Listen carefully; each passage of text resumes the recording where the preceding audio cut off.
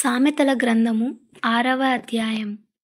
నా కుమారుడా, నీ చెలికాని కొరకు పూటపడిన ఎడల, పరుని చేతిలో నీవు నీ చెయ్యి వేసిన ఎడల, నీ నోటి మాటల వలన నీవు చిక్కుబడియున్నావు.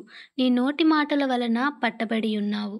నా కుమారుడా, నీ చెలికాని చేత చిక్కుబడితివి. నీవు త్వరపడి వెళ్ళి విడిచిపెట్టుమని నీ చెలికానిని బలవంతము చేయుము. అలాగు చేసి తప్పించుకొనుము. నీ కన్నులకు నిద్ర అయినను, నీ కనురెప్పలకు కునుకుపాటైనను రానీయకుము. వేటగాని చేతిలో నుండి లేడి తప్పించుకొనున్నట్లును, ఎరుకువాని చేతి నుండి పక్షి తప్పించుకొనున్నట్లును తప్పించుకొనుము. సోమరి, చీమల యొద్దకు వెళ్ళుము. వాటి నడతను కనిపెట్టి జ్ఞానము తెచ్చుకొనుము. వాటికి న్యాయాధిపతి లేకున్నను, పై విచారణకర్త లేకున్నను, అధిపతి లేకున్నను, అవి వేసవి కాలమందు ఆహారము సిద్ధపరచుకొనును, కోతకాలమందు ధాన్యము కూర్చుకొనును.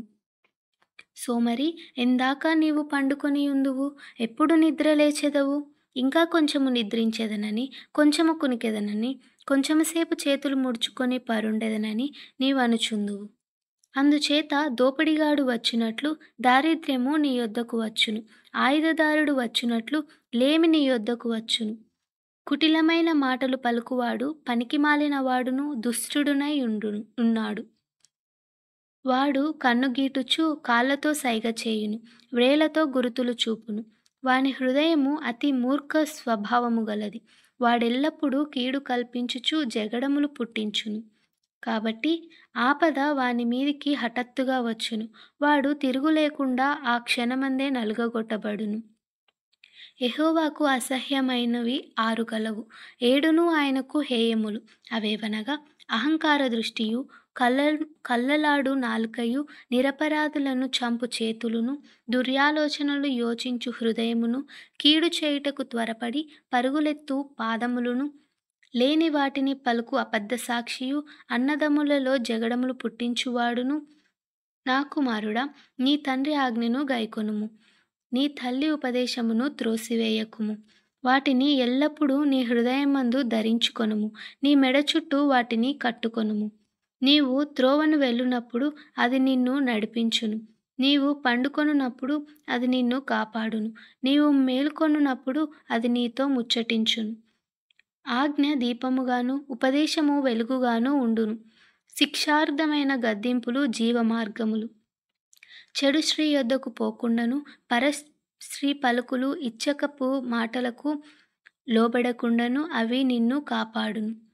దాని చక్కదనమునందు నీ హృదయములో ఆశపడకుము.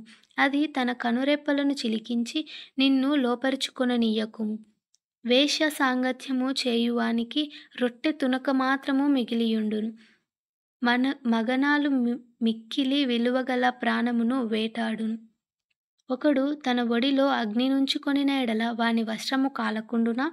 ఒకడు నిప్పుల మీద నడిచిన ఎడల వాని పాదములు కమలకుండునా? తన పొరుగువాని భార్యను కూడువాడు ఆ ప్రకారమే నాశనమగును. ఆమెను ముట్టువాడు శిక్ష తప్పించుకొనడు. దొంగ ఆకలిగొని ప్రాణరక్షణ కొరకు దొంగిలిన ఎడల ఎవరునూ వాణ్ణి తిరస్కరింపరు గదా. వాడు దొరికిన ఎడల 7 అంతలు చెల్లింపవలెను. తన ఇంటి ఆస్తి అంతయు అప్పగింపవలెను. జారత్వము జరిగించువాడు కేవలము బుద్ధిశూన్యుడు. ఆ కార్యము చేయువాడు స్వనాశనమును కోరువాడే. వాడు దెబ్బలకును అవమానమునకును పాత్రుడగును. వానికి కలుగు అపకీర్తి ఎన్నటికినీ తొలగిపోదు. భర్తకు పుట్టు రోషము మహారౌద్రము గలది. ప్రతీకారము చేయు కాలమందు అట్టివాడు కనికరపడడు. ప్రాయశ్చిత్తమేమైనా నీవు చేసినను వాడు లక్ష్యపెట్టడు.